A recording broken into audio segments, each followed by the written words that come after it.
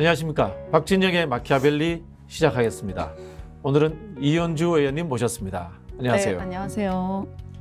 소개를 좀 멋있게 해드려야 되는데 네, 우리 시대의 자유주의자, 뭐 그것도 맞고요. 네. 정통 보수, 정통 보수인지 뭐 리버럴 보수죠. 리버럴 보수. 네. 네. 네.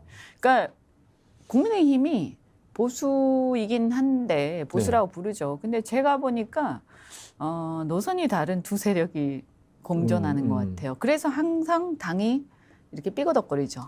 리버럴 보수가 있고 수구적 보수가 있고. 네, 그러니까 권수구라고 하기도 그렇고 권위적 보수라고. 권위적 보수. 그러니까 네. 그 과거의 행태에서 졸업하지 못한 네, 기득권적인 권위적 보수.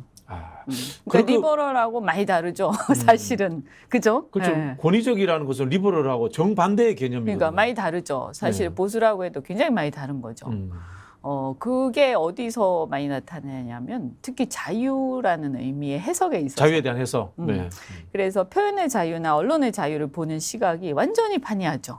권위적이고 집단적으로 보죠. 네, 그러니까 권위적 보수는 과거에 이제 그 군사 정권 때, 네네. 그때 그 권력을 가진 쪽에서 국민의 자유를 제약하는 그런 행태가 많았잖아요. 그래서 언론도 그렇고 뭐 여러 가지 이름으로 정권 이꼴 정권이 바로 마치 국가인 양 하면서 네네. 정권을 공격하거나 정권을 비판하면 국가를 갖다가 공격하는 것처럼 그죠? 그래서 그 당시에 보면 순환을 많이 겪으셨죠. 민주화 운동하던 사람들이. 근데 이제 리버럴 보수는 뭐 굳이 따지자면 87년을 기준으로 했을 때 민주화 세력에 더 가까운 거죠. 그 면에서는. YS 정도? 그렇죠, 그렇죠. YS 정도? 네. 네네.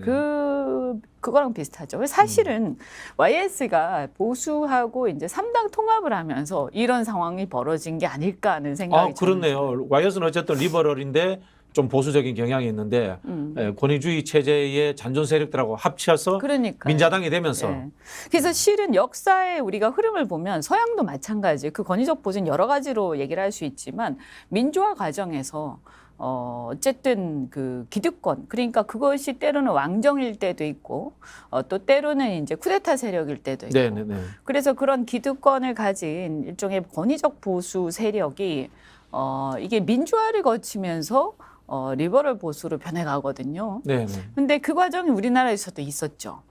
그래서 87년에 있었는데 이제 그것이 3당 합당을 통해서 권위적 보수와 리버럴 보수가 합해지고 네네. 리버럴 보수 중에서 호남 세력은 떨어져 나왔죠. 그렇죠. 그래서 리버럴 보수 중에서 영남을 중심으로 한 세력들이 권위적 보수와 합해지면서 이게 지역주의가 더 공고화돼 버리고 실은 지역주의가 그 전에는 이게 특히 박정희 시대만 해도 그렇게 세지 않았잖아요. 그렇죠. 네. 네, 그러니까 어떤 면에서 보면 YS, DJ가 서로 경쟁하면서 그것을 좀 이용한 측면도 있고요, 사실은. 뭐 지역주의의 피해자면서도 또 그것도 이용하기도 하고 서로 뭐 그런 거죠. 뭐 그 당시 정치의 수준이 그랬으니까 그건 뭐 어쩔 수가 없고요. 네.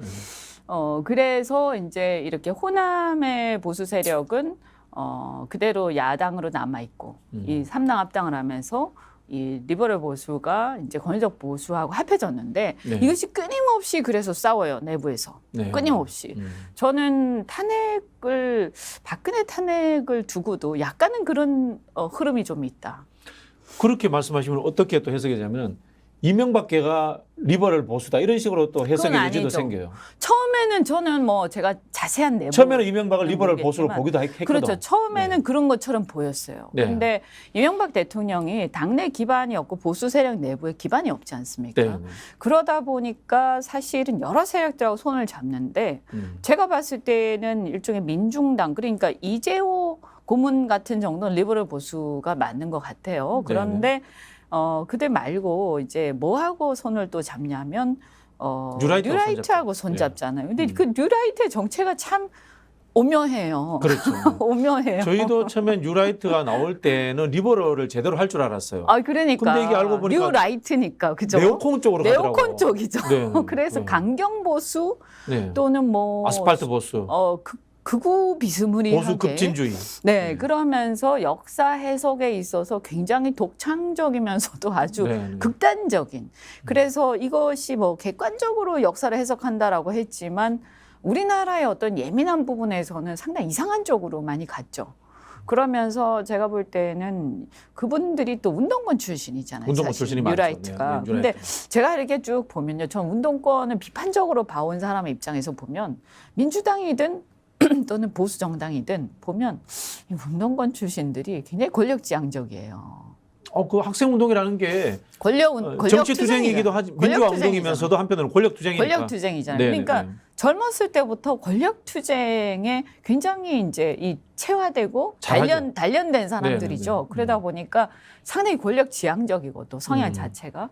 그래서 어떻게 보면 제가 볼 때는 뉴라이트 같은 경우는 이 운동권의 주류에서 말하자면 줄에 끼지 못한 세력들 아닙니까? 그러다 보니까 이 운동권적 어떤 권력에 대한 권력 의지 내지는 권력 투쟁에 대한 투쟁심 이런 것은 강력한데 기존의 운동권하고 차별화해야 되잖아요, 자신들이. 그러다 보니까 너무 이상하게 간 거 아닌가 하는 생각이 좀 들어요. 그리고 이것이 투쟁이라는 것이 이 투쟁을 하다 보면 저도 가끔씩 이렇게 스스로도 이렇게 돌아보기도 하는데 이 투쟁이라는 것이 막 싸우다 보면요. 감정이 생기는 사람이. 그러다 보면 자기도 모르게 이렇게 좀 막 달려나갈 때가 있어요. 그럴 때 이 어떤 사실은 큰 그림, 전체 그림을 보면서 좀 자제를 해야 되는데 그 쉬운 일은 아닌 것 같아요. 그래서 이게 이제 저도 그 뉴라이트의 어떤 성향이라든가 이 흐름을 제가 이번에 이제 국회를 쉬면서 의회를 쉬면서 이렇게 제3자가 돼서 관찰을 하다 보니까 이게 좀 더 잘 보이더라고요. 그래서 이제 어쨌든 돌아가서 이명박 대통령 같은 경우 뉴라이트하고 손을 잡고 또 그들이 어떻게 보면 최측근이 되죠. 그리고 일부는 어떤 면에서 보면 이 권위적 보수 세력이 또 받쳐주게 돼요. 왜냐하면 또 그 TK가 이제 자신의 어떤 기반이 되니까. 그러니까 아무래도 또 다시 그렇게 돌아가는 거죠. 그래서 저는 이명박 때도 처음에 대통령이 당선되기 전에는 리버럴 뜻 보였지만 당선된 이후 특히 촛불 집회 소고기 파동 이후에는 굉장한 어떤 위기의식을 느끼면서 그 위기의식을 돌파를 하는데 그 돌파가 뉴라이트하고 손을 잡으면서 완전히 극우화됐다. 그래서 제가 그 이명박 후기 때 상당히 이명박 정권에 대해서 비판적으로 보고 저는 그 당시에 기업에 있었는데 상당히 싫어했어요. 그러니까 처음에는 뭐 실용주의적인 제가 지지를 했어요. 사실 생각했죠. 처음에는 제가 사실 이명박 대통령 찍었어요. 제 친구들 중에도 운동권 하다가 기업한 친구들이 이명박에 대해서 굉장히 열광했어요. 초반에 전 찍고 지지도 했는데 중간쯤 가면서 사람이 좀 이렇게 어떻게 되냐면 권력기관을 자꾸 활용하더라고. 검찰을 자꾸 활용하고 경찰을 자꾸 활용하고. 그래서 기억나실런지 모르겠는데 이명박 정권 때도 이렇게 사찰 문제라든가 심했죠. 굉장히 심했어요. 오히려 박근혜 정부 때보다 더 심했던 것 같아요. MB 때가. 그리고 어떤 그 객관성, 그러니까 권력기관의 중립성의 문제가 심각했죠.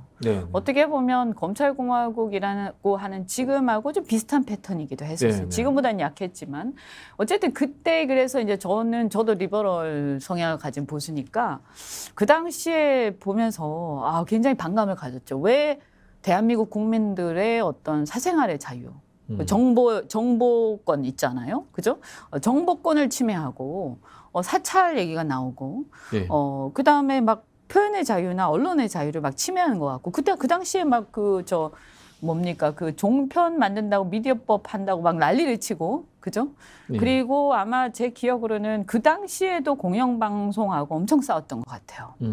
근데 이 공영방송의 노조에 다 완벽하진 않으니까 그 노조도 문제들은 있지만 그럼에도 불구하고 정부가 정부 차원에서 정권 차원에서 이 방송 노조들하고 완전 극단적으로 대립하는 모습은 리버럴 성향인 제가 볼 때는 이거 문제가 있구나 이제 그런 생각들을 했고 굉장히 반감을 가졌죠. 언론의 자유, 양심의 자유, 또 어떤 권력기관이 비대화되는 이런 현상, 권력기관과 이 권력, 그러니까 정권이 손을 잡고, 네. 그죠? 손을 잡고 반대 진영을 막 핍박하고, 자기한테 반대하는 사람들을 핍박하고 그런 쪽으로 막 가는 걸 보고, 아, 이거 처음에는 굉장히 실용적이고 이렇게 약간 뭐랄까요? 이렇게 기업인으로서 상당히 저는 자유주의자 리버럴이 아닌가 하고 기대를 했었는데 실망 많이 했죠. 그래서 어쨌든 그렇게 가다가 결국 박근혜 때도 그 두 세력이 이제 충돌한 것이라고 보고요. 그런데 이제 안타까운 것은 그 이후에 보수가 완전히 뭐 그 두 세력의 어떤 그 대립 구도, 그러니까 리버럴 보수와 권위적 보수의 대립 구도가 완전히 깨져버렸어요. 네. 제가 볼 때는. 왜냐하면 탄핵이라는 것은 내부에서 하는 거잖아요. 사실은 민주당이야 뭐 하는 건 하는 거지만 네. 실은 내부에서 하는 거죠. 그러다 보니까 이 두 세력의 갈등이 너무 심해지면서 이 리버럴 보수라고 뭐 불리는 또는 PK 쪽에 이제 YS계 이런 쪽이 정통성을 완전히 상실했죠. 보수 안에서. 뺏긴 거지. 네. 네. 왜냐하면 이제 탄핵이라는 걸 거치면서 그렇게 돼버린 거예요. 사실은 이들이요, 저는 만약에 정말로 어떤 유승민 대표도 그렇고 의원도 그렇고 정말로 어떤 자신들의 그 노선에 대한 확신이 있고 투쟁할 생각이 있었으면 사실 그때 박근혜 대통령 때 탄핵을 하기보다는 당을 나왔어야 된다고 저는 생각을 해요. 자신들의 새로운 가치를 가지고 그렇죠. 당을 근데 만들어야 사실은 된다. 김무성 의원 같은 경우는 그런 거하고는 좀 거리가 멀고요. 저는 복당파는 좀 아니었다고 보고 남아있던 이제 쉽게 말해서 남아있던 세력들은 조금 그래도 노선이 좀 잘났던 세력 아닌가, 유승민을 비롯해서. 그런데 이분들이 나중에 탄핵이 끝난 다음에 나왔어요.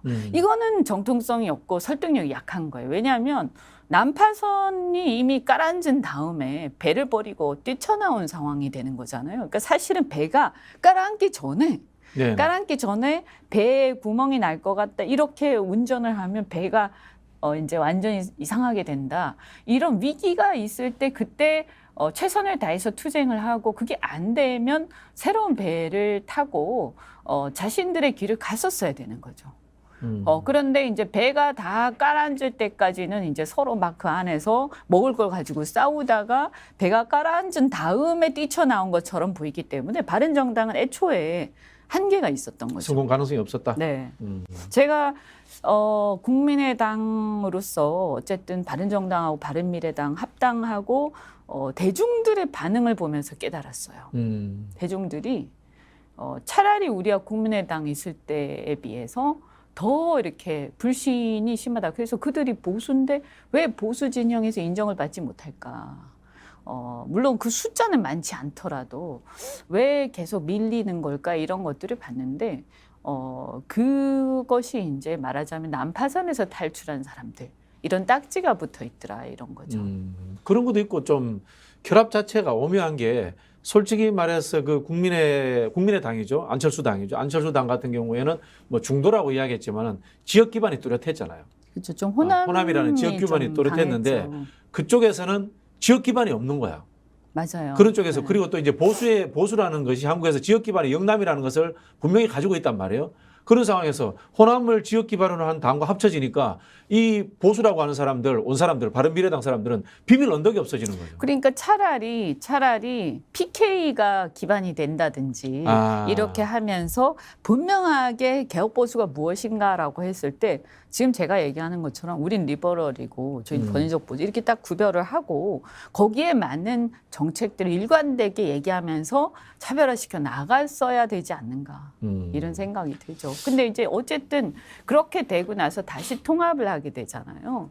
근데 그때 이후로 보면 이제 문재인 정권의 어떤 여러 가지 실정에 대해서 저항한다라는 그런 어떤 의미는 있었지만 지금 와서 생각해 보면 그런데 다시 주도권이 권위적 보수로 넘어갔다. 그런 면에서 보수가 새롭게 거듭나기가 더 힘들어졌다. 제가 이제 이 질문 드리니까 의원님이 본인이 보수인지 자유주의인지 자꾸 애매해지죠, 그죠? 그러니까 우리나라에서 보수란 무엇인가가 그렇죠. 애매해서 그렇죠. 네. 네, 이게 한국에서 보수란 자유주의라는 게 리버럴이라는 표현이 굉장히 광의인 것 같아요. 맞아요. 이념이기도 하고 사회 전체를 관통하는 이념과 철학 사상이기도 하고 한편으로는 경제 이론이기도 하고 한편으로는 또 행태의 문제이기도 해요. 어떻게 보면은 의원님이나 저나 자유주의라고 리버럴하다고 쓰는 것은 행태의 문제에서 우리 리버럴해 이런 표현을 쓰는 거거든. 이 행태의 문제에서 리버럴하다고 하는 것은 뭐냐면은 어떤 식의 공동체주의, 집단주의를 거부한다는 뜻이기도 해요. 그러니까 이거는 이제 전체주의를 거부하는 그렇죠. 거죠. 이게 이 자유주의의 기본이 개인의 그 시민권 이론이잖아요. 맞아요. 그런 시민주권론이죠. 시민주권에 우리 이제 리버럴한 거죠. 리버럴한 건데 경제 이론을 가보면은 의원님은 시장의 자율성을 우선적으로 보고 있는 거고 저 같은 경우에는 저도 물론 뭐 자유주의자입니다만은 케인지안 정도는 수용할 수 있다라고 보고 있는 거고 이런 차이가 존재하는 거거든요.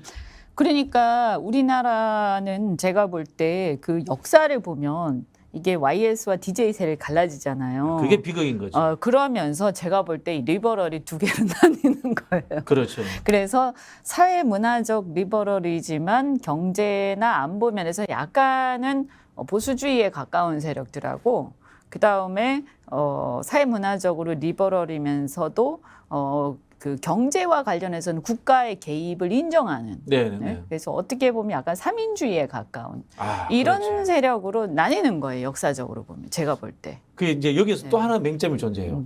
원래 유럽의 삼인주의는 행태적으로 리버럴이에요. 근데 우리나라의 삼인주의는 이 운동권 문화가 그대로 남아 있어가지고 좀 전체주의에 집단주의고 가깝죠. 공동체주의예요. 그게 문제인 거예요. 그러니까 제가 그 삼인주의에 대해서 제가 인정은 하거든요. 한국 삼인주의가 제대로 삼인주의가 아닙니다. 저하고 생각은 좀 다르지만 그래도 저는 그런 부분이 어느 정도는 필요하다. 복지나 이런 것들이. 그리고 교육이라든가 주거, 그다음 의료 이런 부분들은 우리가 그 복지를 제대로 해야만 사실은 이게 산업 전환이 가능해요. 그죠? 네. 그래야 생산성이 올라가잖아요. 그래서 저는 특히 그 세 가지 교육의 기회 그리고 주거의 안정, 그다음에 그 의료 문제, 네. 최소한의 어떤 그 네. 나의 생명을 지킬 수 있는 그건 의료. 유럽에서는 네. 진보 보수가 다 합의 본 거예요. 그러니까요. 네. 그래서 이 세 가지는 보수라 할지라도 저는 상당한 수준의 어떤 이게 일종의 사회적 투자가 필요하다고 저는 그렇죠. 보는데 그렇죠. 예. 그럼에도 불구하고 이제 제가 이렇게 민주당에 있을 때 보니까 운동권 세력들의 그 어떤 성향, 그 전체 문화. 집단주의적 문화 집단주의. 때문에 이게 네. 토론이 안 되는 거예요. 네, 네.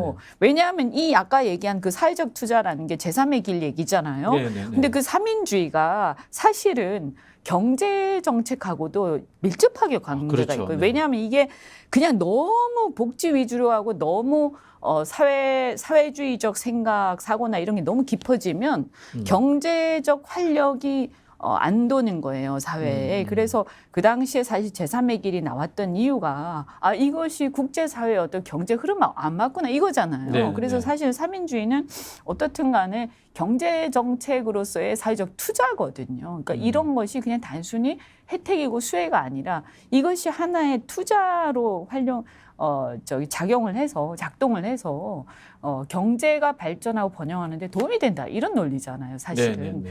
그런데 그게 그렇다면 이게 어떤 메커니즘으로 작동을 해서 그런 사회적 투자를 경제 발전으로 연결되게끔 할 것이냐, 아니면 이게 사회적 투자라 할지라도 어떤 선을 넘어가면 경제 발전에 오히려 족쇄가 되는 부분도 있거든요. 기든스가 이야기했던 핵심은 생산 체계에 들어가지 않는 거예요. 그렇죠. 바로 네, 그거예요. 제3의 길 그러니까 핵심은. 무슨 네. 얘기냐 하면 그 심판자나 이렇게 그 룰 룰러로서. 메이커는 네. 룰 메이커는 그 이제 경쟁의 어떤 링 위에는 안 올라가는 그 거예요. 노무현 대통령이 그렇게 이야기했어요. 네, 그래서 정확하게. 링의 어떤 환경을 정비하고 그 다음에 네, 네, 네. 그 사람들이 링에 올라가서 잘 싸울 수 있도록 도와주는 것이지 네. 링 위에 올라가서 이래라 저래라는 안 하는 거거든요. 일종의 네. 관치는 안 하는 거예요. 네, 네.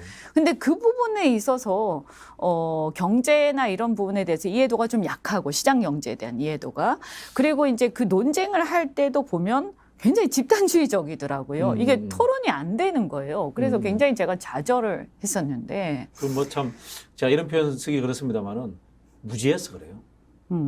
그 금방 말씀하신 내용의 핵심인데 물론 이제 유럽에서의 기든스가 주장했던 게 이제 블레어나 슈레더 때문에 신자유주의에 포획됐다 이런 비판을 받을 수 그런 있습니다. 비판이 있을 그런 수 있죠. 비판은 지금도 여전히 저는 있을 수 있다고 보고요. 비판은 받을 수 있는데 조심해야 될 부분. 금방 말씀하신 것처럼 구좌파들이 했던 혼합 경제로 가서는 안 된다라는 기본이 깔려 있어요. 복지라든가 노동 문제가 경제 체제에는 들어가지 말자. 그럼 복지와 노동은 어디에 존재해야 되느냐? 국가의 영역으로 남아 있어야 된다라는 게 기든스의 논리 핵심인데 민주당 운동권인데 그거 모르죠. 네. 모르고 네. 또 근본적으로는 이 기든스라든가 이 제3의 길의 핵심이 사회학자라는 걸 몰라요. 여기에 기든스라는 사람이 무슨 이야기하면은 자율적 개인이라는 이야기를 끄집어내요. 이게 제가 되게 좋아하는 얘기예요. 단어예요. 이제 네. 자율적 개인이라는 게 결국은 구잡하고 결별했다는 뜻이거든. 개인의 그러니까 자유가 없애라는. 집단주의하고 그렇죠, 결별했다는 그렇죠. 거잖아요. 그걸 이제 그러니까, 못 받아들인 거죠. 그러니까 어떻게 보면 우리나라의 진보 세력도 두 가지가 있는 거예요. 사회주의적 진보와 이 삼인주의적 진보의 두 흐름이 있는 거예요. 이것은 사실 우리나라만의 문제가 아니라 전 세계적으로 진보 세력한테 발생했던 현상이죠. 근데 막 섞여 있으니까 문제지. 근데 우리나라는 제가 볼 때 아직까지 그것이 어떤 큰 흐름으로 이것이 구별이 잘 안 돼요. 왜냐하면 우리는 이제 삼인주의라는 것도 우리의 자생적인 어떤 논쟁에 의해서 생긴 게 아니잖아요. 수입한 거죠. 네, 수입한 거죠. 그러니까 네. 보수랑 똑같아요. 그러니까 어떤 면에서 보면 그 현상이. 그리고 사회주의는 예전부터 그러니까 일제 강점기 이전부터 계속 있어 왔던 막스레닌주의, 흔히 하는 스탈린주의. 계속 있었던 거 아닙니까? 네, 네, 네. 그러다 보니까 이 사회주의적 뿌리가 그 이제 이념에 있어서 노선에 있어서 진보 세력들한테 굉장히 뿌리 깊게 있고 그 바탕 위에 삼인주의가 수입이 되다 보니까 네. 이것이 저는 이제 시장 경제에 대한 이해가 굉장히 높으면 이것을 점진적으로 어떻게 전환시켜 나갈 수가 있는데 제가 볼 때 문제는 뭐냐면 대부분이 시장 경제에 대한 이해도가 그렇게 높지 않다. 그러다 보니까 진정이 사회적 투자나 이런 문제들을 제대로 이해하고 있지 않는 것 같다. 이런 좀 아쉬움이 좀 많았었어요. 뭐 그분 이유는 무지해서 그렇습니다. 네. 제가 뭐 그런 출신으로서 봤을 때 네. 무지해서 그렇습니다. 그러니까 시장에 대한 어떤 이해, 시장에 대한 이해, 그죠. 그다음에 결국은 사회주의라는 것조차도 출발은 자유주의의 시민권 이론에서부터 출발됐다라는 그렇죠. 그 출발선상에 대한 철학적 이해가 없어요. 봉건제하고 싸우다가 나온 거 아니에요, 사실은 사회주의. 그렇죠. 예, 그죠? 그렇죠. 네. 그러니까 사실은 시민 주권하고 비슷한 어떤 비슷한 선상에서 개념이에요. 나온 예. 거예요. 사회주의의 그것이- 원래 뜻이 자유로운 개인들의 연합체 그렇죠. 이런 거거든요. 근데 예. 지금 이제- 한국의 운동권들 앞에 자유로운 개인들이라는 것이 빠져버리고 예. 연합체 공동체만 나오는 이제 거예요. 우리나라 역사에서 물론 저는 그럼에도 불구하고 우리나라가 이 짧은 역사 속에서 어쨌든 이게 민주화를 이룩하고 여기까지 온 것은 정말 대단하다. 뭐 누가 시킨 것도 아닌데 그죠? 그럼에도 불구하고 이게 수입되고 이식되다 보니까 자유주의도 좀 뭔가 좀 권위주의적 냄새가 너무 많이 나고. 근데 제가 여기서 하나 이제 뭐 제 의견에 동의 안 하셔도 되는데 네. 자유주의 보수라는 건 존재하잖아요. 이게 그 의원님이 그게 자꾸 혼돈해서 쓰시는 이유 중에 하나가 경제적 그 시장주의가 보수인 것처럼 이렇게 이해가 되니까 그렇게 돼 있죠. 나는 경제 이념에서는 한국에서는 보수적인 위치에 있다라고 생각하니까 이걸 자꾸 붙여서 쓰시는데 사실 우리가 이제 자유주의의 반대말은 공동체주의라고 하거든요. 보통 이제 70년대 이제 미국에서 자유주의 공동체주의 논쟁을 해요. 그러면서 이제 자유주의의 반대말은 공동체주의인 거고. 예를 들자면은 미국에서 보수당은 공동체주의예요. 공화당은. 그렇죠. 예, 네. 민주당은 자유주의예요. 전형적으로. 국가주의죠, 국가주의. 자유주의인가요? 민주당은? 민주당은 이제 자유주의고. 자유주의죠. 사실 그것도 지금 전혀 안 맞는 거죠. 지금의 미국을 보면. 좀 헷갈리고 있죠. 네, 뭐. 미국 뭐 헷갈린 정도가 아니라 뭐 저는 완전히 이제 폐기하고 딴 길로 가고 네. 있다 이래 보는데. 이제 민주당이 우경화되고 있으니까 네, 그런 네. 측면이 있는데 유럽으로 가면은 더 재밌는 게 자유주의는 완전 따로 놀아요.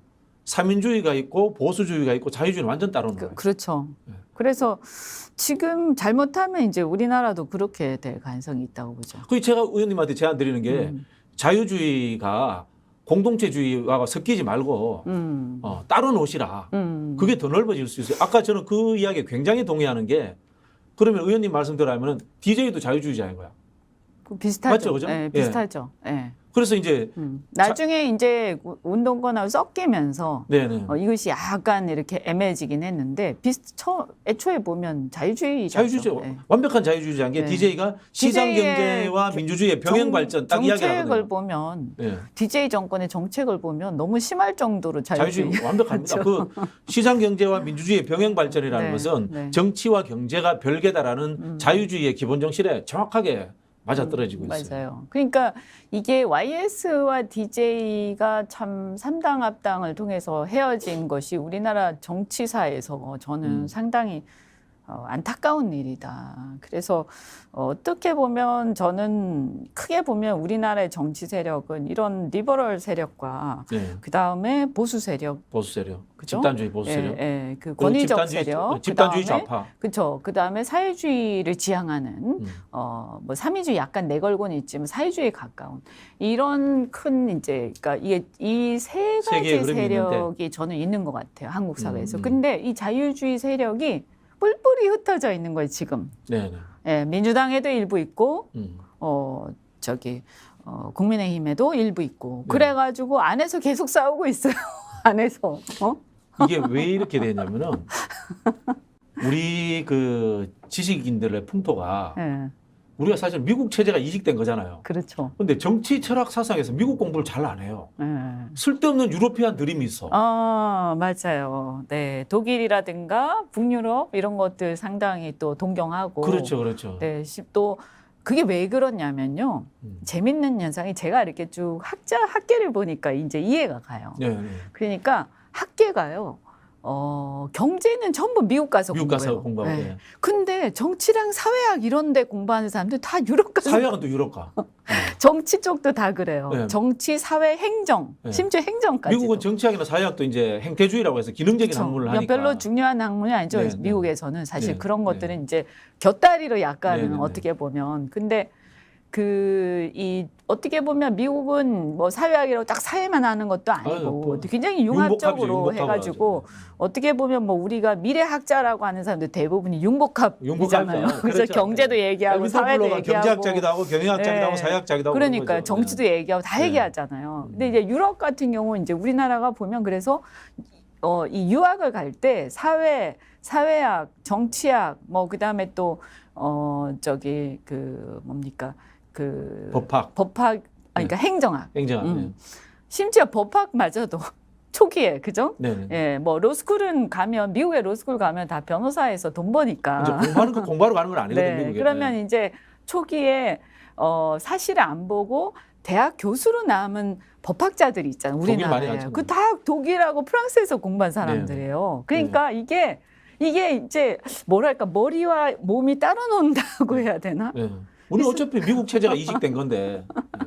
그래서 이게 안 맞는 거죠. 그러니까 사실은 그렇다고 우리나라의 보수 정당이 또 지금은 더 이상해요.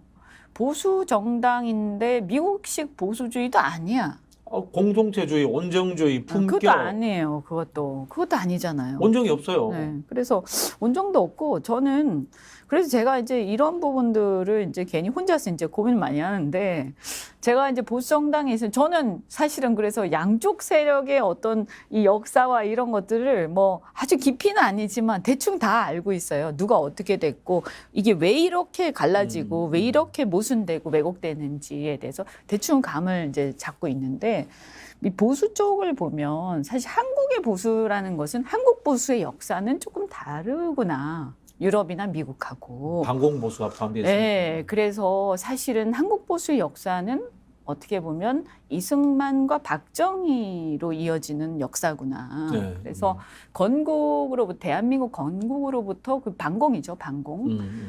그러면서 대한민국 건국의 시작은 독립운동과 그 다음에 6.25 이후의 반공인 거예요. 예. 그래서 이것이 이제 친미, 그러니까 한미동맹으로 또 네. 종결이 되고 그래서 이것이 이승만의 어떤 보수 이승만 정신이에요. 노선이죠. 그래서 네, 이것이 이승만 이승만 노선이고 그다음에 이제 박정희로 가면서 이게 이제 국가주의 경제보수. 그죠? 예. 네. 국가주의와 그다음에 역시 이때도 보면 상당히 제가 봤을 때는 민족주의적 성향이 강합니다. 네. 네. 이승만 때도 그랬고요. 네. 박정희는 저는 더 했던 것 같아요. 이제 예를 들어서 7.4 남북공동성명이나 북한에 대한 부분도 굉장히 반공은 강했지만 한편 또 민족 통합에 대한 열망도 강했잖아요. 여기서 급질문.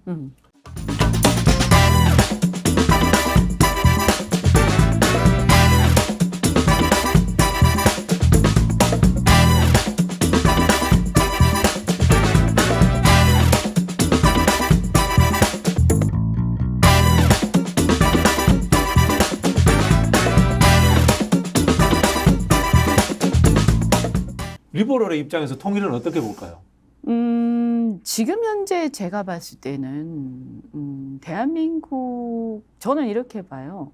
너무나 상이한 이념과 네. 너무나 상이한 어떤 그 이질적 그 문화 네. 이런 것들을 가진 집단이 순식간에 한꺼번에 통합이 되게 되면 반드시 그 나라는 내전에 휩싸이게 돼요. 그것이 세계 역사의 진리라고 저는 보거든요. 네. 그 전형적인 게 바로 중동의 여러 가지 내전들이에요. 중동이나 네. 아프리카에. 그래서 중동과 아프리카가 왜 맨날 심심한 내전이 일어나고 서로 죽일 듯이 싸우느냐. 뭐 잘 아시겠지만 2차 대전 이후에 또 1차 대전, 2차 대전을 거치면서 서양 사람들이 제국주의자들이 그 아프리카와 중동 지역의 그 경계선, 국경을 네. 막 그냥 자대고 걷잖아요. 네. 그러다 보니까 한 나라 안에 원래는 나라의 국경이라는 것은 산맥이라든지 강을 통해서 그렇죠. 사람들이 문화를 자연적 통해서 문화적 자연적으로 형성된 것을 그래서 국제적으로 공인하면서 국경으로 인정하는 것인데 네. 그게 아니고 자대고 그어버리니까 원래 어떤 경계선하고 완전 다른 상황들이 벌어지면서 서로 다른 민족, 서로 다른 종족, 서로 다른 문화, 서로 다른 종교 이런 서로 이념이 다른 집단들이 한 나라에 뭉쳐서 같이 살게 되는 거예요. 네. 그러다 보니까 어떻게 돼요? 이게 잘 갈 리가 없죠. 네. 그러니까 통합이라는 거예요. 국가라는 것은 어떤 국가의 일체감이 있어야 일체된 소속감과 귀속감이 있을 때 국가가 성립하는 것이지 네. 그렇지 않으면 그 국가 안에서는 끊임없이 내전이 일어나거든요. 네. 그러니까 우리나라 같은 경우에도 사실은 남북이 갈라지게 된 것이 여러 가지 이유가 있지만 그 6.25 이전에도 이미 갈라져 있었잖아요. 그래서 그것은 서로 이제 이질적인 이념이 사회주의와 자유주의라는 뭐 자유주의라고 보기엔 좀 그렇죠. 어쨌든 반공이라는 네. 그 이질적인 이념이 남북 간에 이렇게 정착을 하면서 정치 세력들이 그것이 그리고 국민 전체한테 그 지역에 사는 사람들한테 전파가 되면서 이것이 어떻게 보면 하나의 국가 공동체를 이루기가 애초부터 힘들어진 경향이 있었다. 그래서 저는 지금 우리가 이 상태에서 북한하고 남한하고 통일을 해가지고 한 국가가 되면 굉장한 어떤 그 국가 내부의 갈등 이런 것들이 있을 것이고 심각한 경우에는 이것이 내전과 유사한 상태. 우리 지금 이 안에서도 난리잖아요. 그래서 일찍 따로 나눠서 할까 이런 이야기 나옵니다. 그렇죠. 그래서 이게 정치적 통합이 제대로 안 되면요, 국가의 에너지를 완전히 빨아먹거든요. 그래서 저는 그것은 바람직하지 않다. 그래서 우리나라가 궁극적으로는 저는 사실은 국가가 크고 인구가 많고 할수록 국가가 강대해지죠. 그것은 맞는 얘기죠. 하지만 그것이 어떤 먼 미래의 어떤 목표, 궁극적 목표라고 하더라도 당장은 그 정치적 통합은 저는 좀 어렵지 않을까. 그리고 바람직하지도 않다. 그렇게 억지로 하는 것은. 그래서 당장은 만약에 우리가 통일을 할 수 있다면 저는 경제 통합으로 먼저 나아가야 된다라고 보는 거죠. 그 이제 흔히 하는 이제 기능주의적 접근이다. 그렇죠. 이렇게 그러니까 유럽이 지금 그런 거 아닙니까? 네, 유럽 연합이 그렇게 해서 나온 거잖아요. 유럽은 사실은 굉장히 유사성이 많죠. 나라들이 문화도 비슷하고 항상 이렇게 제국의 한 제국 안에 있었잖아요. 로마의 영토죠. 그렇죠. 그래서 유럽도 사실은 어떻게 보면 미국이라든가 이런 큰 대륙 러시아 이런 데 대항해서 항상 보면 쪼개져 있는 이 봉건제 이후에 쪼개져 있는 유럽인들은 이 자기들도 제대로 미국이나 러시아하고 대항하기 위해서는 통합이 돼야 된다 하는 것이 유럽의 큰 어떤 지향점이었어요. 근대 이후에. 그래서 어떻게 보면 실질적으로 정치적 통합까지 하고 싶어 했던 것 같은데 일단은 경제 통합으로 간 거죠. 저는 북한하고도 그렇게 먼저 가야 된다. 할 수 있다면 그렇게 보는 거죠. 시장주의적인 사고를 뭐 굉장히 많이 하시네요. 아니 그렇게 해서 서로 북한이 개혁 개방이 되고 경제적으로 부강해지고 이렇게 되었을 때 북한 내부의 주민들, 북한의 주민들이 스스로 선택을 해야 돼요. 이걸 억지로 한다고 되는 일이 아니에요. 스스로 우리는 이 체제에서 정치 체제를 통합해서 자유민주주의로 가겠다. 근데 이제 그렇게 이게 이야기하시면 돼야 뭐가 북한 되는 쪽에 거지. 대해서 싫어하겠지. 체제 붕괴론이 되거든. 아니 그러니까 제 얘기는 자연스럽게 그렇게 가면 모르겠지만 네. 근데 저는 사실은 자연스럽게 가게 될 거다라고 보죠. 근데 이 이야기에는 또 뭔가가 있냐면요. 북한도 또 거꾸로 우리나라야 이런 생각을 갖고 있는 거야. 역으로. 그럼 북한은 또 적화 통일을 생각할 수 있단 말이에요. 그래서 이게 아니 적화 이거 무리하면 안 된다는 거예요. 제 얘기는 아니, 무리할 필요도 그렇지만 없고. 궁극적 목표는 지금 자유민주적 가치, 시장주의 이런 것들을 지금 이야기하신 거잖아요. 그 경제 통합은 일단 목표죠. 네. 그러니까 뭐냐면 그 지역을 북한 지역의 주민들도 그렇고 우리 국민들도 그렇고 서로 국가들도 그렇고 이 경제적인 일종의 어떤 그 협업을 통해서 우리가 적어도 우리 이 두 나라가 제대로 된 어떤 경제적 번영하는데 서로 윈윈할 수 있다 이렇게 보는 거죠. 저는 그 의원님 그 이야기 하시니까 의원님의 정치 경제의 이 사고의 틀이 딱 완전하게 이해가 되네. 정치적인 행태 부분에서는 이제 자유주의고 그다음에 경제적으로서는 시장주의 이제 이렇게 생각을 하시니 딱 굳혀져 있으니까 그렇게 생각을 하시는데 진정한 정치적 자유주의자는 한민족이 꼭 통일해야 돼 이렇게 이야기합니다. 아 그렇게 얘기할 수도 있어요. 네네. 그런데 그 부분에서 저는 조금은 달라요. 네. 그러니까 이제 제 그러니까 그러고 통일을 지금 꼭 해야 되는 맞는데 통일 끝까지 안 하는 게 자유주의자는- 좋아? 뭐 나는 자유주의자는 뭐 통일에 통일 뭐 대해서 관심이 연연하지 없어? 뭐 그러니까 그거는 아니죠. 연연하지 않아요. 예를 들자면은 우리 이제 백낙천 선생이나 김대중 대통령이 분단 체제론이라는 표현을 썼어요. 분단이 한반도에서 체제로서 고착화됐다는 분단 체제론을 썼는데 거기에 대해서 반대 개념으로서 통일이라는 표현을 안 써요.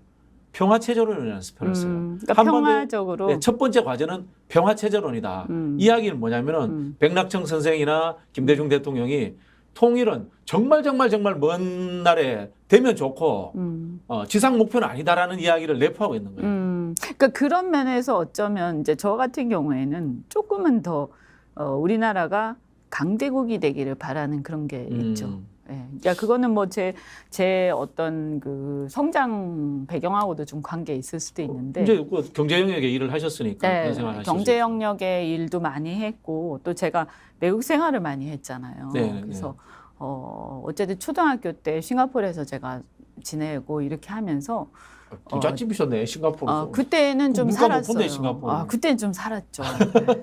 나중에 IMF 때 망해가지고 그 이후에 좀 힘들었던 거지. 저희가 뭐 그 전까지 이제 철들기 전까지는 살만했어요, 사실은. 근데 그때 이제 싱가포르를 갔을 때 외국인들하고 그때 당시만 해도 78년도 박정희 때거든요. 그러니까 그 당시에 우리나라라는 것은 북한보다도 못했어요. 다른 나라가 평가할 때. 거의 그때쯤 70년대 해서 초반까지만 그죠? 해도 그랬죠. 그때쯤 해서 아마 우리나라의 경제력이 북한을 추월하기 시작할 때였을 거예요. 그때. 네. 그러니까 외국에서는 그걸 아직 인식하지 못할 때였을 거예요. 그래서 북한 과거에 한 60년대식의 어떤 기준을 가지고 북한과 남한을 비교했던 그런 시기이기 때문에. 근데 어떻든 간에 그 당시에 또 보면 일본이 엄청 잘 나갈 때였어요.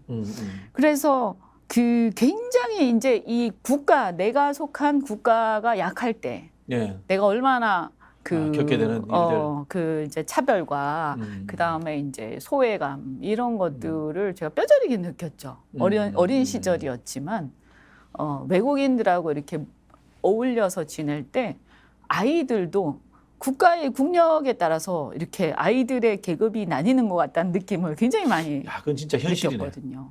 그러니까요. 현실이네. 네, 그리고 항상 내가 한국인이다라고 코리안이라고 하면 내가 북한 사람인 줄 알아요. 왜냐면 북한이 그 전까지 더 잘 살았으니까. 네. 그러니까 그렇게 생각하고 그 다음에 생김새로 보면 이게 일본 사람인지 중국 사람인지 그렇잖아요. 근데 그때는 중국이 개혁개방이 본격화되기 전이었으니까 대부분 타이완이즈였거든요. 그래서 저보고 항상 사람들이 당신 저 일본에서 왔냐? 타이완에서 왔냐? 뭐 이렇게 물었으니까 근데 내가 한국이라고 그러면 거의 답을 이렇게 갸우뚱갸우뚱하는 그런 걸 많이 느끼고 그래서 그때 또 우리하고 또 완전히 다르게 유럽 애들, 미국인들 이런 사람들하고 있을 때 그 기 싸움에서 은근히 굉장히 많이 좀 느낀 게 많았죠. 느낀 바가. 그래서 그때 제가 실제 그런 말 했어요. 우리 엄마한테, 엄마 아빠한테. 아, 이게 나라가 강해야 되는구나. 자기 나라가. 너무 나는 억울하다. 그래서 그때 아주 열받아가지고 공부 열심히 했어요. 내가 할 수 있는 건 그거밖에 없으니까. 이해가 되고 저도 좀 오히려 이제 제가 바꿔야 되겠다는 생각이 드네요. 이게 뭐 리버럴 이야기하지만 국가의 국력이라는 것은 굉장히 현실적인 것 같아요. 그러니까요. 네. 그래서 왜 그때 야 이런 정도인데 나라가 좀 못 산다고 이런 이제 대우를 받는데. 나라가 없어지면 어떻게 되지? 식민지가 그렇죠. 되었을 때 어땠을까? 그거 정말 끔찍한 일 아닙니까? 근데 아무도 알 수는 없지만 실질적으로 형식적으로는 그 차이가 안 났을 거예요. 그죠? 그런데 엄청난 차별과 그런 건 2등 국민이 되는 거죠. 그렇죠. 네. 그러니까 그것이 이제 짐작이 좀 가는 것이고 제가 그 싱가포르 살면서 우리가 이제 가족들이 동남아를 굉장히 여행을 많이 다녔는데 모든 동남아 곳곳에 일본 문화가 스며들어 있었어요. 스며들어 있죠. 네. 근데 그 당시만 해도 일본이 사실은 2차 대전 때 동남아를 제패하다시피 한 거 아닙니까? 그러면서 그 이후에 그 인프라를 가지고 일본이 어떻든 산업의 어떤 진출을 엄청나게 했거든요. 그러면서 SOC 같은 걸 통해서 온갖 SOC에 기여를 하고 공헌을 하면서 그 나라 정치권하고 밀착해서 지내고 그러면서 독점적으로 그 당시에 또 일본이 워낙 잘 나갔으니까. 잘 나갔죠. 네. 뭐 차도 전부 일제, 어디 사방에 그냥 문구류도 다 일제, 공책도 일제가 아니면 마치 얘기를 할 수 없는 그런 상황이었어요. 그러니까 그때 이렇게 보면서 이게 경제적 독립이라는 것도 굉장히 중요한 거구나. 근데 이게 우리가 뭐 무슨 옛날처럼 국채보상 운동하는 것도 아니고 물산장려 운동하는 것도 아니고 질이 떨어지는 데 쓸 수는 없는 거 아닙니까? 그래서 저는 사실 지금 우리나라가 이 정도까지 올라온 것에 대해서 사실 저는 굉장히 남다른 자부심을 갖고 있어요. 야, 저 의원님 이야기 들으니까 이제 좀 제대로 제가 이해를 했습니다. 원래 이게 저는 이제 좀 표현이 그렇습니다. 이론적이고 좀 낭만적인 리버럴인데 원래 이제 리버럴은 그 코스모폴리탄이거든요. 그 세계 시민주의야. 그러니까 그게 두 개가 저는 좀 약간 공존한달까? 그렇죠. 네. 예를 들자면은 우리 영화 같은 데 보면 스페인 내전에 네. 전 유럽에서 리버럴스들이 참여를 해요. 근데 랜드 앤 프리덤 같은 영화도 있고. 그 유명한 뭐더라?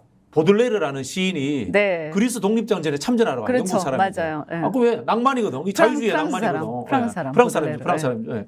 그런 건데 현실은 보면은 의원님 말씀하신 것처럼 개별 국가로서의 국력이라는 게 정말 세게 작동하는 거예요. 엄청 세게 작동하죠. 그래서 저는 요즘에 우리나라가 일본한테 끌려다니고 미국한테 끌려다니는 걸 보면서 한편으로는 이 어떤 세계 시민주의를 또 그런 생각 갖고 있는 사람으로서 미국이든 일본이든 우리가 개방적 태도로 함께 잘 지내야 되는 건 맞지만 이렇게 외교적 정치적으로 끌려다니는 걸 보면서 특히 경제적으로 독립이 안 돼 있구나 우리가 이런 걸 많이 느끼잖아요.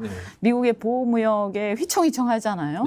이런 걸 보면서 정말 마치 옛날에 그때 내가 차별을 느낄 때 그리고 아무 말도 못할 때 이 센 나라에서 온 애들한테 내가 아무 말도 못하고 내가 주눅 들어 있을 때 그때 막 생각이 나는 거예요. 이럴 때 지도자 역할이 중요해요. 지금 돌이켜 생각해 보면은 클린턴, 부시 이런 상황 속에서 김대중 대통령이 물론 뭐 개인적인 뭐 대단함도 있지만은 국제 정치 판을 이 동북아를 끌고 갔잖아요. 그렇죠. 정말 대단한 것 같아요. 지금 생각해 보면. 대단하죠. 물론 뭐 그때 시대적으로 또 그것이 또 받쳐주기도 했죠. 그죠? 시대적으로도 이제 한참 이렇게 세계화가 진행될 때였으니까 그것이 잘 들어맞았던 거죠. 정치적인 역할도 했지만은 경제적으로도 이 정부와 시대를 앞서가는 어떤 선도적 역할을 해주셨잖아요. 그럼요. IT 대한민국의 어떤 기초를 닦았죠. 그것은 저는 그것이 어쨌든 김대중 대통령이 남다른 학습, 예. 미래에 대한 고민 이런 음. 것들이 수반돼 있었기 때문이고 그분이 어쨌든 망명생활 정치적으로 탄압을 받으면서 미국 생활을 하셨지만 네. 그 덕분에 네. 더 큰 세계를 볼 수 있었던 거죠. 그러면서 아마 많은 것을 저는 느끼지 않았을까 거기서. 그러면서 그냥 어떻게 보면 그 수많은 석학들과 또 만나서 얘기할 기회들이 있었을 거 아니에요. 그러니까 완전히 다른 그 정말 어떻게 보면 핍박받았기 때문이지만 우리 입장에서는 매우 다행스러운 일이었다. 그러니까 잘 보시면요. 우리 역사를 변화시킨 그것이 보수든 진보든 간에 역사를 변화시킨 탁월한 대통령들 이런 지도자들을 보면 상당히 넓은 식견을 가지고 있었고 그 넓은 식견을 가지고 있을 수 있었던 배경들이 다 있었어요. 그것이 뭐 일부러 그렇게 하려고 한 건 아니지만 그렇게 된 측면도 있고 그래서 이게 뭐 나쁘다고 말할 수도 없겠지만 말할 수 있는 건 아니지만 어쨌든 이렇게 결국은 도움이 된 거예요. 그러니까 이승만 대통령도 단점이 많죠. 뭐 보면 뭐 4.3도 그렇고 저는 뭐 그것은 정말 이 부분에서는 뭐 그분만의 문제는 아니고 서북 청년단 문제도 있고 막 하지만 복잡한 얘기입니다만 4.3도 그렇고 초기에 보면 학살에 가까운 그런 것들이 굉장히 많았잖아요. 이것은 정말 씻을 수 없는 거 아닙니까? 그리고 또 제가 깜짝 놀랐던 얘기 중에 하나가 독립운동가들, 그러니까 독립운동에 우리나라 이제 미국에 가서 정말 노예에 가깝게 미국에서 이민 가가지고 초기에 정착했던 하와이 이민자들 그분들한테 이제 독립운동한다고 자금을 모으고 이렇게 했는데, 본인 뭐 잘 살았지. 네, 그런 것들이 제대로 정말 양심껏 하지 않고 어떻게 보면 그분들이 뒤통수 맞은 것 같은 그런 상황들이 많이 있었잖아요. 그러니까 그런 건 너무 안타까운 일이지만 그럼에도 불구하고 저는 이 이승만 대통령이 특히 이 어떤 그 북한과의 관계에서 그 당시에 어쨌든 미국이라는 나라하고 손을 딱 잡는데 이게 미국한테 끌려다닌 것도 아니고요. 처음에는 친미라는 걸 통해서 미국을 많이 이용하기도 하고 거기 붙어 있기도 했지만 나중에 보시면 사실 한미 동맹이 어떻게 해서 나오게 됐느냐. 결국에는 거의 뭐 자기가 암살당할 뻔한 그런 일을 겪고 그러니까 그 에버레디 사건인가요? 네네네. 이승만 대통령을 미국이 암살하려고 했죠. 네네네. 그런 이야기가 있었죠. 네. 그거는 이제 팩트예요. 왜냐하면 자료가 문서가 공개가 됐어요. 나중에 30년 지나면 미국이 문서를 다 공개하잖아요. 거기 보면 나와요. 에버레디 사건이라고. 그래서 미국이 이 사람이 말을 안 듣는다. 특히 이제 보면 그 전에도 보면 그 메가더 때도 그렇고 뭐 막 말이 많았잖아요. 뭐 북진을 해야 된다. 뭐 그다음에 어떻게 해야 된다 해서 일본과의 관계 문제. 네, 일본과의 관계에서도 굉장히 주체성을 지키려고 노력을 했고 그렇게 해서 결국은 이제 미국하고 그런 갈등 끝에 이분이 포로를 일방적으로 다 석방해 버리잖아요. 항공포로 석방했던 그냥 일들, 뭐 보란 듯이 마음대로 해버린 거예요. 그래서 미국에서 깜짝 놀란 거죠. 그러니까 거의 배짱을 부릴 만큼 부리면서 사실은 그 당시에 미국이 한미 동맹에 끌려 들어온 측면이 있는 거죠. 그 당시의 경우에는 사실은 지금하고 좀 다르죠. 지금은 중국이 있기 때문에 미국 입장에서 우리나라가 굉장히 필요한 상황인데 그 당시만 해도 동맹까지 필요했느냐라고 보면 그렇죠. 뭐 동맹할 수준의 나라도 아니고 우리가 그 정도 나라가 아니잖아요. 그렇게 봤겠죠. 그러니까 그때 저는 어쨌든 그런 어떤 식견, 그런 전략적 그 사고가 가능했던 것은 뭐 싫든 좋든 간에 그분의 식견이 상당히 전방위적이었다. 망명생활, 중국이라든가 그렇죠. 미국에서의 오랜 망명생활과 그렇죠. 공부. 그런 것을 그때 보면서 겪은 게 굉장히 중요하게 작동을 한 것 같고 저는 박정희 대통령도 마찬가지로 그래서 나쁘게 얘기하는 사람도 있지만 어쨌든 결과적으로 보면 만주국이라는 것을 쳐다본 거죠. 근데 만주국이라는 당시에 일본의 모든 산업 발전이 거기에 집중돼 있었거든요. 그러면서 아무것도 없는 무의 그 지역에서 어떻게 해서 산업화를 일구는가를 직접 눈으로 목격을 한 거죠. 사실 일본이 대단한 어떤 그 야심을 가지고 만든 나라이기 때문에 만주국이라는 것이 하나의 어떤 실험적 그걸 한 거거든요. 그래서 이것이 대한민국의 산업화를 이렇게 추진해 나가는 하나의 모델이 됐다고 저는 봐요. 그러니까 그런 것도 박정희 대통령이 사실 경제에 대해서 잘 모르시는 분인데 어떻게 해서 저 사람이 저렇게 산업화, 물론 자기가 한 건 아니고 다른 그 경제학자들이라든가 전문가들이 했지만 관료들이 그래도 그것을 이렇게 확 밀어주는 것은 어쨌든 본인이 그런 식견이 있었기 때문이죠. 그래서 어쨌든 저는 이 두 사람의 공통점은 뭐냐? 일종의 민족주의 내지는 국가주의 또는 이 어떤 그 당시 약소국으로서의 어떤 서러움 이런 것들이 바탕이 됐다. 그래서 한미동맹뿐만 아니라 박정희 대통령이 핵 개발을 추진하죠. 그죠? 네. 또 같은 얘기 나왔지만 이제 제 얘기는 뭐냐면 한국의 보수라는 것은 미국이나 유럽하고는 조금 다른 것 같다. 자, 그러면은 윤석열 대통령은 보수예요? 아니면 본인이 이야기하는 것처럼 리버럴이에요? 뭐예요? 저분은? 저 둘 다 아니라고 생각해요. 지금 최근에 언론사에다 대놓고 지금 의원님도 해당되시죠? 그 블랙리스트. 보수 참칭 패널들 네. 못 나가게 해라. 네, 뭐. 그리고 또 국민의힘 지도부에서는 저를 중립으로 분류해놨더라고요. 그분들의 그러니까. 일부에 대해서 고소고발까지 하겠다. 한미 정상회담에 대해서 왜곡된 가짜뉴스를 만들었다. 이런 이야기는 이 정도면은 자유하고는 관계없는 거 아닌가요? 관계 없죠. 그러니까 제가 볼 때 리버럴의 가장 기초적인 게 언론의 자유하고 언론의 표현의 자유죠. 자유거든요. 네, 네. 자유 중에서 가장 핵심적인 거죠. 이것이 결국 양심의 자유거든요. 네, 네. 그러니까 내 머릿속에 들어오지 마 이런 거잖아요. 그렇죠. 네, 네. 그런데 이 부분에 있어서 개념이 희박하다. 그런데 이것은 제가 볼 때 공부한다고 되는 것은 아니고 타고난 리버럴리스트여야 된다. 성품이 있어야 된다.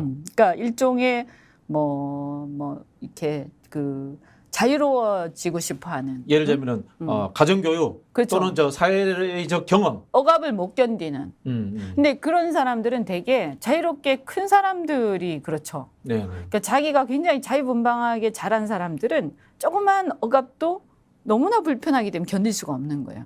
근데 억압 속에서 자라는 사람들은 그것을 이게 뭐랄까요? 좀 무심할 수도 있어요. 네. 뭐 이것을 다 일괄되게 말할 수는 없지만 그래서 저는 윤 대통령이 자유를 정말 체득하고 계신 건가? 자유는 체득돼야 된다고 보거든요. 알겠습니다. 일단 언론의 자유 문제라든가 심각하죠. 체득되지 않기 때문에 자유주의자는 아니다. 자, 네. 그러면 그리고 검찰에 평생 있었던 사람은 자유주의자 되기 어렵지 않나요? 검찰이 권위주의 체제의 천병 아닌가요? 천병이죠. 지금 네. 유일하게 남아 있는 기관이잖아요. 그렇죠. 네, 네. 저는 권위주의 그다음에 일제 강점기의 유산 중에서 아직도 대한민국에 남아 있는 유일한 기관이 그것이 저는 검찰이다. 언론도 좀 남아 있지 않나요? 그러니까 문화가 좀 남아 문화가 있죠. 남아있죠. 근데 검찰은 검사 동일체 원칙에 의해서 여전히 그 체제가 그대로. 조직 운영 방식이 그대로 남아 그러니까 있으니까. 검찰의 조직이 그대로 존속할 수는 있는데요. 검찰의 운영 방식이 과거의 권위주의 어떤 체제를 그대로 존속하고 있는 기관은 아마 이 군대도 지금 그렇지 않거든요. 그렇죠. 네, 근데 검찰이 유일할 것이다. 자, 이현주 의원님께서 윤석열 대통령은 자유주의와 별 관련이 없다. 자, 이 말씀 하실 것 같고, 그다음 또 반공이신 것 같아요. 마지막 남은 키워드 하나. 보수? 보수 이야기인데 보수 이야기는 이현주 의원님은 결국 이제 시장주의를 보수로 이야기하셨어요. 자, 그러면 과연 윤석열 대통령이 이번에 미국에서 간 행동이라든가 평소에 이 노동관이나 이런 것들을 봤을 때 과연 보수주의, 지향적 보수주의가 맞는가? 이거 참 짧게 한 1분 정도만 좀 이야기해 주세요. 시장주의도 아니고요. 왜냐하면 지금 정경련을 동원해서 기업들을 막 압박하잖아요. 네, 강제 네. 동원에 돈 내놔라 이렇게. 네, 네. 뭐 명시적으로는 얘기 안 하지만 그게 다 묵시적으로 얘기하는 것이고 그다음에 미국에 투자하라고 막 바이든이 얘기하니까 그런 분위기를 막 만들잖아요. 이거 네. 투자 안 하면 안 될 것 같은. 그리고 WTO 체제 위반 아닙니까? 정부가 나서서 그렇게 하면? 그렇게 하면 안 되죠. 네, 그리고 네. 무역 질서에 대해서도 어쨌든 간에 정부는 미국 중심으로 간다 하더라도 정치는 네. 우리 기업들한테까지 그런 분위기를 반중 분위기를 막 확산시키잖아요. 저는 이것은 매우 매우 현명하지 못하다. 왜냐하면 미국조차도 기업과 정부가 전략적으로 따로 놀거든요. 네네네. 전략적으로. 정부는 이렇게 하지만 기업이 그렇게 하는 것을 묵인하고 한단 말이에요. 네네. 그래서 이런 부분에서도 시장주의하고 완전히 다르고요. 특히 저는 금감원장을 이복형 금감원장, 그다음에 그 국민연금 이사 이런 사람들을 검사 출신을 이렇게 시키면서 이제 그런 것들이 있었잖아요. 그러면서 금리에 대해서 막 개입하고 그다음에 이번에 특히 미분양 아파트를 정부가 매입해줬어요. 네네. 저는 아주 까무라치는 줄 알았어요. 이게 뭐 하는 짓이야 이게. 아니 미분양 아파트 안타깝지만 그래서 왜 정부가 매입해줘? 그 사람들의 경영 판단에 미쓰고 이 세상의 실을 읽지 못한 거예요. 차라리 그렇게 할 것 같으면 공무를 가지고 양곡관리법에서 공무를 매입해줘야 되는 거죠. 그렇죠. 그래서 이것도 일관되지 않고요. 지금 보면 특히 국민기업이라고 하는 포스코라든가 KT에 대한 경영권에 엄청나게 지금 욕심을 부리고 있어요. 정부 네네. 관계자들이 네네. 그렇게 보이는 것 같아요. 그 네. 국민연금을 동원해서 막 압박을 하고 있지 않습니까? 이것은 사실은 문재인 정권 때도 일어나지 않았던 일이에요. 네. 저는 이것은 정말 용납할 수 없다. 이 시장의 질서를 이렇게 시장주의자 입장에서 망가뜨리는. 봤을 때. 정말 열받아요. 그래서 통신 관련된 업종에 있는 시장주의자들이나 이 관련된 화이트 칼라들이 지금 굉장히 분개 있고, 그다음에 또 하나가 시장주의뿐만이 아니라 아까 한국 보수라는 입장에서 한국 보수의 키워드는 이승만, 박정희를 거쳐오면서 아까 제가 말씀드렸죠. 국가적 자부심이에요. 네. 국가적 자부심, 약간 민족주의라고도 할 수 있고. 근데 저는 민족주의자는 아닙니다만 국가적 자부심이 얼마나 중요한지, 국가의 강한 나라가 얼마나 중요한지는 제가 굉장히 절실하게 느끼잖아요. 네. 그런 면에서 체험적으로 윤석열 대통령과 반대로. 네. 그런 면에서 보면 지금 이번에 일본하고 가가지고 한 어떤 회담의 내용, 또 독도에 대해서 얘기를 하면 저 같으면 아마 박차고 나왔을 것 같아요. 네. 한 번만 더 얘기하면 그냥 교류를 끝낼 거야. 단교를 할 수도 있다라는 네. 식으로 아마 얘기할 것 같은데, 근데 그냥 오셨어요. 그죠? 그런 것 같죠? 그리고 미국의 도청 행위, 주권 침해예요. 주권 거기에 침해. 대해서 한마디도 못 했어요. 네. 거기다가 그 핵무장까지 포기 선언을 했어요. 그래서 우리나라가 이 10대 강국이라고는 하지만 저는 이런 부분이 여전히 우리가 뭔가 주눅 들어 있다. 그래서 이 부분에 있어서 보수의 어떤 한국 보수의 그 이승만, 박정희 뭐 그들의 공과가 있죠. 과도 있어요 분명히. 그렇지만 네. 그들의 공을 얘기하는 한국 보수의 역사와 정신에 정면으로 위배된다. 그래서 저는 누가 한국 보수의 정신을 제대로 이해하고 있는가, 그거 논쟁 한번 해봤으면 좋겠어요. 윤석열 대통령하고. 본인이라고 말씀하시고 싶은 것 같아요. 저는 그분 적어도 윤 대통령보다는 내가 훨씬 더 한국 보수의 정신을 잘 이해하고 있다고 생각합니다. 네. 알겠습니다. 오늘 또 장시간 말씀 나눠봤는데요. 이현주 의원님이 평소에 이야기하시던 자유주의적 보수라는 기준에 맞춰 봤을 때 윤석열 대통령이 과연 자유주의를 주장할 수 있는가, 그리고 한국의 정통 보수의 흐름을 맥을 잇고 있는가라는 비판을 하신 것 같습니다. 중간에 이현주 의원 말씀하셨던 김대중 대통령의 망명 생활을 통해서 식경과 많은 경험이 넓어졌다 이야기를 하시니까 이현주 의원님의 최근에 정치적 상황도 망명 생활이 아닌가 이런 느낌이 듭니다. 비슷한 느낌인데. 공부 많이 하고 계시죠? 저 덕분에 네. 공부 많이 하고 있고요. 제가 그동안 느끼지 못했던 거 밖에서 쳐다보면서 보이는 계기가 되기도 했고, 또 어떤 면에서는 특히 시간적 여유가 좀 있다 보니까 국제 안보라든가 북한, 우리 한반도의 문제 이런 거, 또 그다음 군사력에 대한 부분들 훨씬 더 국회에 있을 때보다 더 깊게 공부하는 계기가 된 것 같아요. 정말 다행이라고 생각해야 되나요? 네. 뭐 저기 모든 더 멀리 것이, 뛰면 되죠. 네, 저는 모든 것이 저는 결국에는 순리대로 간다. 네. 그래서 이것이 이제 뭐 세웅지마라는 얘기도 하지 않습니까? 그래서 저는 정말 여러 가지 면에서 뭐 내가 일부러 떨어진 것은 아니지만 그런데 상당히 정말 정말 갖기 힘든 시간을 소중한 시간을 제가 갖게 된 것 같아요. 정말 감사하게 뭐 이런 얘기에서 종교적으로 또 표현한다고 뭐라고 할 수도 있지만 어쨌든 제가 아까 얘기한 완전 리버럴이 되기가 조금 힘든 부분 중에 하나가 종교가 있거든요. 네, 그래서 저는 이게 그런 뜻이 있는 거구나 이런 생각도 합니다. 네, 알겠습니다. 오늘 저희 내용이 좀 이 대학원 강의처럼 조금 지루했을 수도 있는데 관심 있는 분들은 저희가 했던 이야기들 이렇게 검색해 보시면은 개념 정리가 좀 나옵니다. 그리고 제가 댓글로 이런 것들 몇 개 정리해서 또 올릴게요. 한번 보시고 이현주 의원님 자주 모시고 깊이 있는 이야기 앞으로도 나눠보도록 하겠습니다. 오늘 감사합니다. 네, 고맙습니다. 감사합니다. 네. 마키아벨리 구독, 좋아요, 알람 꼭 좀 부탁드리겠습니다. 네, 구독, 좋아요, 알람 네, 부탁드립니다. 감사합니다. 네.